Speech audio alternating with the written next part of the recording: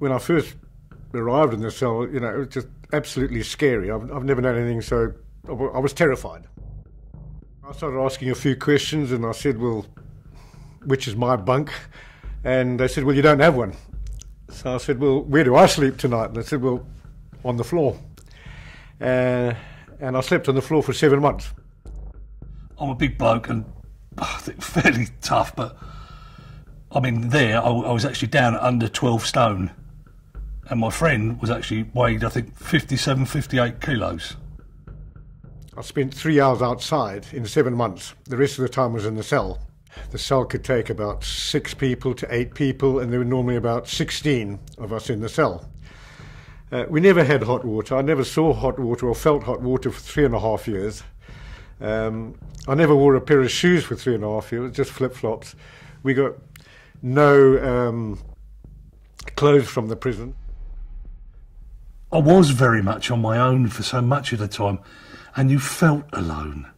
And this contact from home was a big help. You don't... I know we've done something wrong, but you don't deserve to be treated like that and be told you have no human rights. With the prisoners abroad, it was wonderful because we had Reader's Digest that they sent us, some newspapers. Oh, just such a lifeline to England. We'd laugh over the jokes. It was just, well, it just kept us going. We also got what was really badly needed because I was always full of flu and colds, and they supplied us with vitamins, which was fantastic. And I think without those vitamins, I think I would have been a lot more ill. Prisoners abroad made an amazing difference. Sort of, when you got a card at Christmas, you got nobody else's, but you got Prisoners Abroad.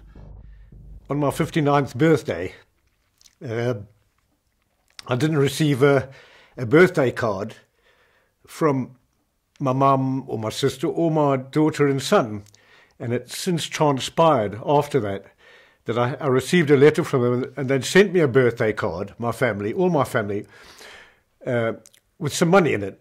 But that was stolen by the guards. But the one card I did get was from Prisoners Abroad. And it had all the names and, from Prisoners Abroad, wishing me well and saying, hang in there. And, so it was so wonderful that there were people out there that cared.